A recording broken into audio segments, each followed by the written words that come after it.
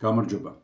მე სულ სხვა ვიდეოზე ვმუშაობ ამ მომენტში, მაგრამ ძალიან ბევრი კომენტარი შემხვდა თქვენი, სადაც მთხოვთ, რომ ერთი-ორი სიტყვით მოგიყვეთ თუ რა ხდება კუნძულ სანტორინიზე. მე სამწუხაროდ ვერ გამოვიჭირე ვერც ერთი ვულკანოლოგი, ვერც ერთი გეოლოგი, ყველა რაღაც დაკავებული იყო და ამიტომ მოგახსენებთ იმას, რაც მე თვითონ მოვიძიე, რაც ჩემი გამოცდილებით ვიცი და რაც აი ამ მომენტში ხდება იქ. და მინდა პატარა ისტორიაც მოგიყვეთ, თუ რას წარმოადგენს თვითონ ეს ადგილი, როგორც ისტორიულად, ასევე გეოლოგიურად. იყო კუნძული, რომელიც ლიბიის და აზიის ერთად აღებული ზომის იყო. პოსეიდონმა იგი მემკვიდრეობით მიიღო და მასზე თავისი შვილები დაასახლა. კუნძულს სახელად ატლანტიდა ერქვა.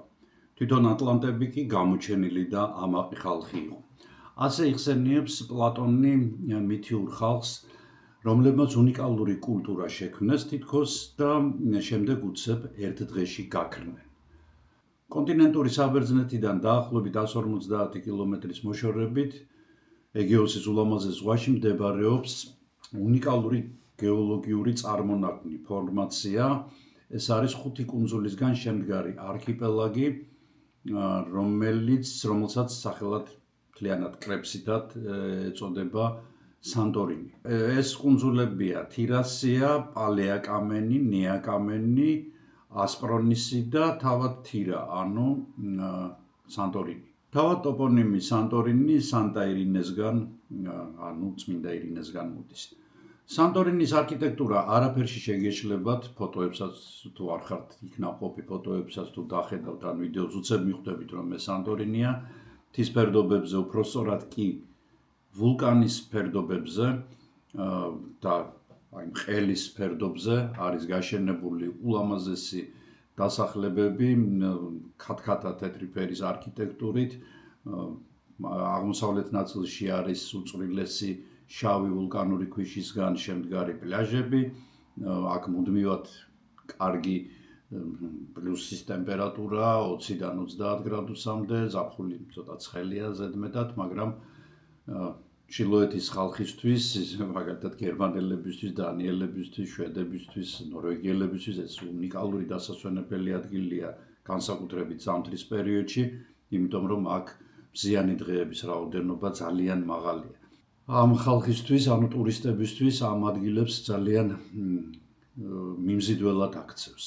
თვით ვულკანის ასაკი გახლავთ 2 მილიონი წელი, ანუ იგი ზღვის ფსკერიდან ამოიფრქვა 2 მილიონი წლის წინ და მაშინ შეიქმნა დიდი ზომის კუნძული, რომელსაც სტრონგილას უწოდებენ და შემდეგ მომავალში აქ ისტორიულ პერიოდში ხალხი დასახლდა, რადგან ნიადაგი ძალიან ნაყოფიერი იყო და ეს გამოწვეული იყო სწორედ ვულკანური ფერფლის შემადგენლობით.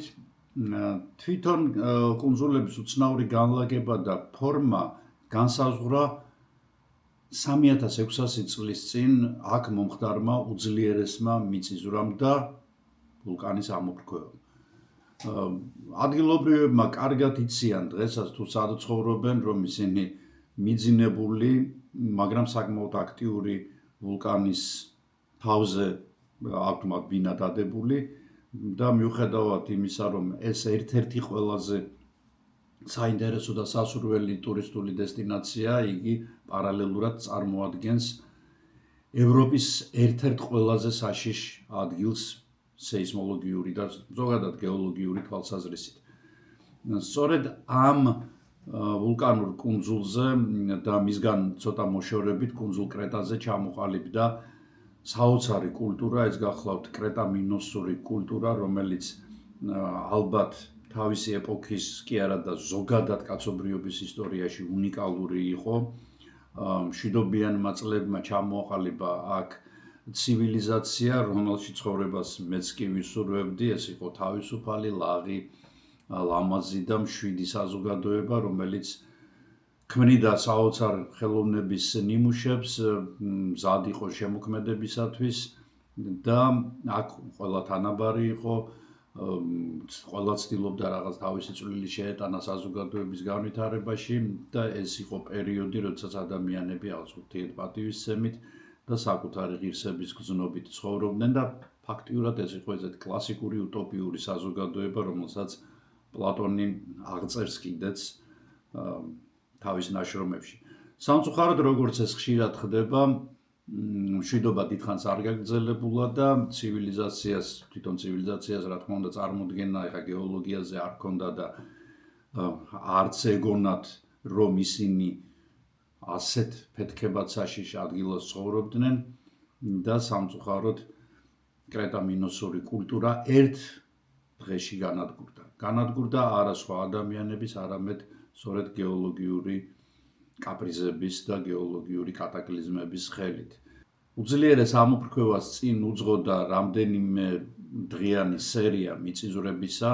ვულკანის ყელში თვითონ წნევა ძალიან იყო გაზრდილი და ის საცობი, რომელიც ვულკანის მაგმას აკავებდა მიწის ქვეშ, რაღაც მომენტში ამ საცობმა ვეღარ გაუძლო, იგი გასკდა ძალიან ძლავრად. მე ბევრი ვიდეო მაქვს გადაღებული ვულკანებზე, ამიტომ გთხოვთ გადახედოთ ჩემს ძველ ვიდეოებსაც, კარგად მექვს ახსნილი და ძალიან დაწვრილებით თუ როგორ ხდება ამოფრქვევა და რა იწვევს ამოფრქვევებს, განსაკუთრებით ძლიერ ამოფრქვევებს და რა შედეგი შეიძლება მათ მოყვეთ.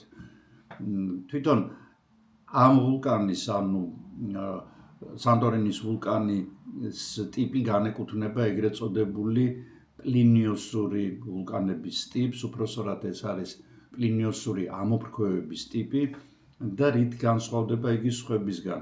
ეს არის ფაქტიურად კლასიკური ვულკანი, რომელიც ამოფრქვევისას დიდი რაოდენობით ამოისვრის მაგმას, ლავას ამოანთხევს და პარალელურად მისი ყელიდან იფრქვევა დიდი რაოდენობით ვულკანური ფერფლი.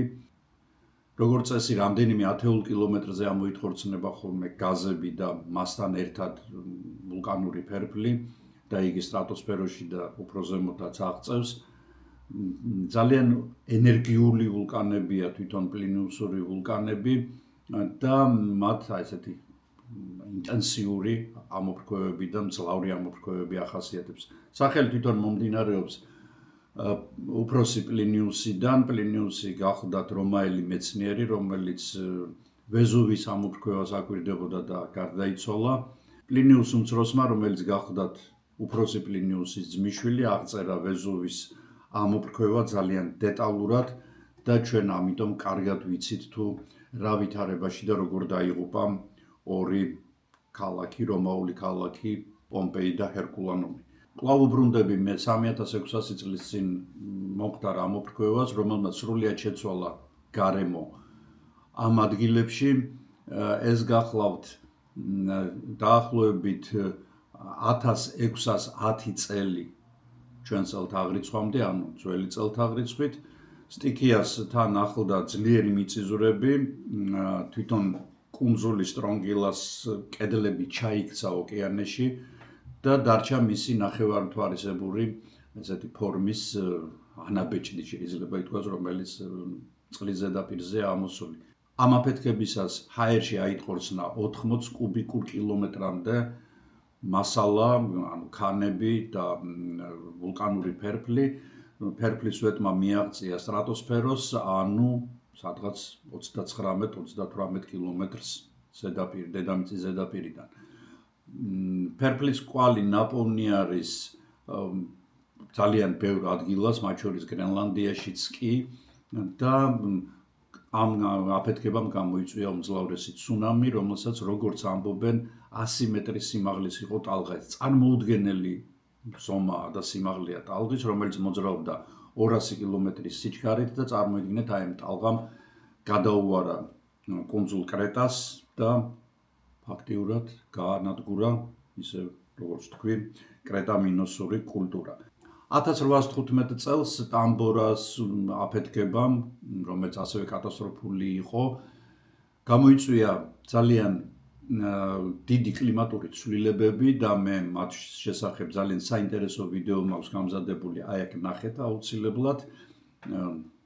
მაშინ როდესაც მონსტრები დაიბადნენ და როდესაც ევროპაში ზაფხული არ იყო. ანალოგიური რამ ვარაუდობენ, რომ მოხდა სანტორინის აფეთქების დროსაც, ანუ 3600 წელს. სანტორინის აფეთქებასაც არ შეიძლება არ მოყოლოდა სერიოზული კლიმატური შედეგები, რომელიც ალბათ აისახა კიდეც ეგვიპტის, ანატოლიის და მესოპოტამიის ცივილიზაციების შემდგომ განვითარებაზე და იმ ეგრეთ წოდებულ ბრინჯაოს ხანის კატასტროფაზე, რომელიც ცნობილი არის ისტორიაში. უძველესი ტეფრას ანუ ვულკანური ამოფრქვევის შედეგად დატოვებულმა მასალის კვლევამ აჩვენა, რომ ანალოგიური უმძლავრესი ამოფრქვევა მოხდა 25,000 წლის წინაც, მაგრამ ძველი წელთაღრიცხვის 227 წელს კუნძული თირასია გაჩნდა, ახალი კუნძული ამოფრქვევის შედეგად. ახალი წელთაღრიცხვის 46-47 წლებში მოხდა კიდევ ერთი უმძლავრესი ამოფრქვევა და ამოფრქვევის შედეგად გაჩნდა კუნძული პალეა კამენი. 726 წელს ჩვენი წელთაღრიცხვით მოხდა კიდევ ერთი უძლიერესი ამოფრქვევა, რომელსაც მოყვა ცუნამი. ცუნამი მიაღწია კონსტანტინოპოლამდე და ბიზანტიის იმპერიაში პანიკა გამოიწვია. ამან სხვათა შორის საბაბი მისცა ლეო მესამეს, რომ ამით ისარგებლა და მან ეგრეთ წოდებული ოპონენტების დევნა დაიწყო, რომელიც ისტორიაში შესული არის ხატ მებრძოლეობის სახელით. 1570 წელს კვლავ მოხდა ამოფრქვევა და გაჩნდა კუნძული მიკროკამენი. დავიმახსოვრეთ ეს მიკროკამენი. 1707 წელს გაჩნდა კუნძული ნეაკამენი. ვულკანური აქტივობა შემდეგ ისევ გაგრძელდა და ჰოლანდიელი მოგზაური იან სტერესი წერს, რომ იგი 1656 წელს ეწვია გაურობას. იგი ამბობს, რომ მიწისძვრის დროსო კუნძულის დარჩენილი ნაწილი ზღვაში ჩაიქცაო, წარმოიქმნა გიგანტური ტალღაო, მან შთანთქა რამდენიმე პატარა კუნძული ირგვლივო, ძალიან ბევრი ადამიანი და პირუტყვი დაიღუპა და დღემდე გვხვდებიან ადამიანები, რომლებმაც შეხედეს ამ ამოფრქვევას და დაბრმავდნენ, რომ იმდენად ძლიერი შუქი იყო ამოფრქვევის დროსო. როგორც ვარაუდობენ მკვლევარები, 726 წელს და 1650 წელს მომხდარი ამოფრქვევები იყო კატასტროფული ტიპის და სადღაც 4-დან 5 ქულამდე იყო. 1925 წელს კვლავ მოხდა ამოფრქვევა და ამ დროს მიკროკამენი და ნეაკამენის შერწყმა მოხდა. არქიპელაგის ვულკანის ბოლო ამოფრქვევა მოხდა 1950 წელს. 1956 წელს ძალიან მძლავრი მიწისძვრა მოხდა სანტორინზე. ეს იყო 7-8 მაგნიტუდის. წარმოუდგენლად მძიმე დარტყმა მიაყენა მან კუნძულს, კერძოდ დაინგრა ფაქტიურად, რაც კი დასანგრევი იყო და ჩამოიშალა კედლები და კუნძულმა ფორმაც კი შეიცვალა და 10 წლეულები დაჭირდა, რომ თავიდან აღდგენილიყო და თავიდან გამხდარიყო სანტორინი ტურისტული დესტინაცია, ტურისტებისთვის მიმზიდველი ადგილი. მე ზოგადად მიკვირს კი ძალიან ლამაზია, ძალიან მიმზიდველია ეს ბუნება თავისი სიმკაცრით, თავისი ლამაზით, მაგრამ მე არ მესმის, რომ ასეთ ადგილას, ესეთ აქტიურ ადგილას როგორ შეიძლება ზოგადად ესეთი ტურისტული დესტინაციების და ადგილების გამართვა, მით უმეტეს თქვენ ხედავთ თუ ბოლო დღეებში რა ხდება სანტორინზე. ხალხი გარბის, ვერ გარბის, იმიტომ რომ თვითონებზე ადგილი არ არის, ბილეთები გაძვირებულია, თვითონ ბორანზე ადგილები არ არის, დადის ბორანები, მაგრამ იმდენი ხალხია, რომ ვერ აუდიან ისინი მგზავრების გაყვანას, ტურისტების გაყვანას, რა თქმა უნდა, სანტორინს ალბათ ტოვებენ ადგილობრივი მოსახლეებიც, იმიტომ რომ კაცმა არ იცის რა მოხდება. საინტერესო ფაქტი ის არის, რომ თვითონ სანტორინი არ არის გააქტიურებული, ანუ ეს ეპიცენტრები არის არა თვითონ სანტორინზე, არამედ სანტორინიდან დაახლოებით 35 კილომეტრში სამხრეთ აღმოსავლეთით მდებარე ესეთი კოლომბოს ვულკანური ველები ქვია. ეს კოლომბოს ვულკანური ველები წყალქვეშაა განლაგებული და ესე ჩამწკრივებული პატარ-პატარა ვულკანებია. ძალიან საშიშია მათი გააქტიურება, რატომ? იმიტომ რომ წყალქვეშა ვულკანებს ახასიათებთ ფეთქებადი ხასიათი. ვულკანი ისედაც ფეთქებადია, 7 მანდა მაინც არ არის, მაგრამ წყალქვეშა განსაკუთრებით, რატომ? იმიტომ რომ საკმარისია მან პირი გააღოს. წარმოიდგინეთ, რომ 2-3000 გრადუსზე გაცხელებული ლავაა წყალქვეშ, წყალი ამ ხვრელში ჩადის და მომენტალურად ორთქლდება. ესე იგი წყალი შედის დიდი სისრაფითვე მომენტალურად იწყებს გაფართოვებას და იწვევს ეს ყველაფერი აფეთქებას თან მოსდევს, რა თქმა უნდა, მიწისძვრები, ცუნამი, საკმაოდ ძლიერი და ამიტომ მე არ ვიცი, ხა პროგნოზს ნამდვილად ვერ გავაკეთებ, მაგრამ მსგავსი გააქტიურება, როდესაც ფაქტიურად ერთმანეთის მიყოლებით ხდება ესეთი ტყვიამფრქვევისავით 4-4.5 მაგნიტუდის სიმძლავრის მიწისძვრები, ეს მთლად ნორმალურ მდგომარეობაზე არ მიუთითებს. აი ამ საიტზე თქვენ შეგიძლიათ ნახოთ მიმდინარე მიწისძვრების აქტივობა. აქ არის მოცემული მხოლოდ ის მიწისძვრები, რომლებიც 2.5 მაგნიტუდაზე მეტია და ბოლო 24 საათში რაც მოხდა. და ყველაზე აქტიური წერტილი დღეს დედამიწაზე გახლავთ სანტორინი. აი ხედავთ აქ რა რაოდენობის მიწისძვრები არის მომხდარი ბოლო 24 საათის განმავლობაში და ეს აი მაგალითად 5 და 1 არის ამ მიწისძვრის მაგნიტუდა მოხდა დღეს უпроსორად გუშინ 8 საათსა და 9 წუთზე ანუ 24 საათი არ არის ჯერ გასული 4 და 8 მაგნიტუდა ეს საკმაოდ მაღალი სიმძლავრე არის 4 და 1 4 და 3 ღამის 4-ის ნახევარზე მომხდარა და ასე შემდეგ, ესე იგი ძალიან გააქტიურებულია ეს რეგიონი, ისე ვიმეორებ, აი ეს საკმაოდ მძლავრი მიწისძვრები მოხდა მხოლოდ და მხოლოდ ბოლო 24 საათის განმავლობაში.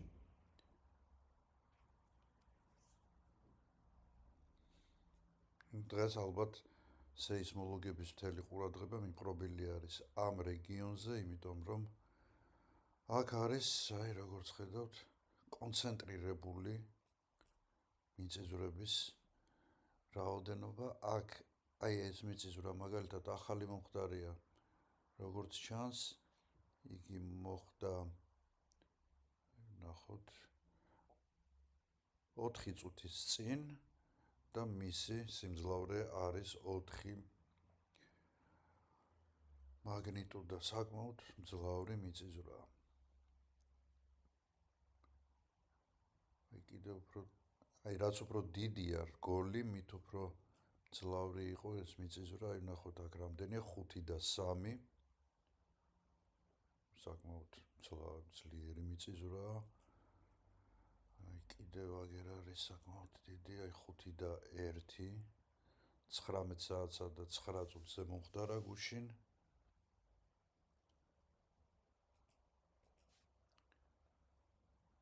ეს 3 და 6-ია, ეს 11-12 ნახევარზე მომხდარა გუშწუხელ. არ ითვლება ძლიერად, იმიტომ რომ აგერ 5-ები და 4 ნახევრები გვაქვს, აი 4 და 8. აი ხედავთ თქვენ რომ ყველა მიწისძვრა, თითქმის ყველა მიწისძვრა არის განლაგებული ეგრეთ წოდებულ ტექტონიკურ რღვევებზე. და იქ სადაც სხვადასხვა ფილები ერთმანეთს უერთდებიან ან ცილდებიან. აი ხედავთ თქვენ ყველა არის მიბმული, თითქოს აი ამ ხაზებზე არისო ჩამოცმულიო და სწორედ ეს გახლავთ ის აქტიური უბნები დედამიწისა, რომლებიც მუდმივ მოძრაობაში არიან და სამწუხაროდ ხშირად იწვევენ ისეთი სიმძლავრის მიწისძვრებს, რომ ადამიანები იღუპებიან. ამიტომ თუ დაგეგმილი გაქვთ თქვენ სანტორინზე წასვლა, არ გირჩევთ, ვერც მოხდებით, იმიტომ რომ როგორც გითხარით, გამოცხადებული არის ევაკუაცია და ალბათ დღეს ეს ყველაზე ჭკვიანური ნაბიჯია, რაც კი შეიძლება საბერძნეთის მთავრობამ გადადგას. ერთადერთი საჭირო არის უფრო აქტიური ქმედება და უფრო მეტი ტრანსპორტის გამოყოფა, რომ რაც შეიძლება მეტი ადამიანი გაერიდოს ამ ადგილებს. მე არ ვიცი როგორ განვითარდება მოვლენები, ეს არავინ არ იცის, შეიძლება მოხდეს ბევრი განმუხტვა და ამ განმუხტვამ საბოლოო ჯამში დაამშვიდოს იქაურობა, მაგრამ არ არის გამორიცხული, რომ სწორედ ეს განმუხტვები იყოს წინაპირობა, ან თქვათ წინა პინხო. მაგრამ ასევე არ არის გამორიცხული, რომ ეს განმუხტვები სწორედ იყოს წინაპირობა იმისა, რომ რაღაცა გლობალური მზადდება მიწის ქვეშ. დღეს მეცნიერები მე რო გადავათვალიერე ჭობენ იმაზე, არის ეს ტექტონიკური რღვევის ამბავი, იმიტომ რომ თლად იქ არ არის ეს კოლომბოს ველები, თუ ეს არის ჩვეულებრივი ვულკანური ქმედება, მაგრამ რა თქმა უნდა მეცნიერებისთვის ძალიან საინტერესოა, ძალიან საჭიროა, იმიტომ რომ სწორედ ასეთი მსგავსი კატასტროფების ხარჯზე შემდეგ სამწუხაროდ ასეა ხდება კორექტირება სხვადასხვა სიტუაციების, რომ ასეთი კატაკლიზმების დროს რაც შეიძლება მინიმუმამდე დაიყვანოს ადამიანთა მსხვერპლიც და რა თქმა უნდა მატერიალური ზარალიც. აი ეს არის ყველაფერი, რაც მე შემეძლო და შემიძლია ამ წუთას გითხრათ სანტორინის შესახებ და იმედია რომ ყველაფერი კარგად დამთავრდება და ჩვენ ცოტა ხანში შევძლებთ ბილეთის აღებას ამ კუნძულზე და მასზე დასვენებას.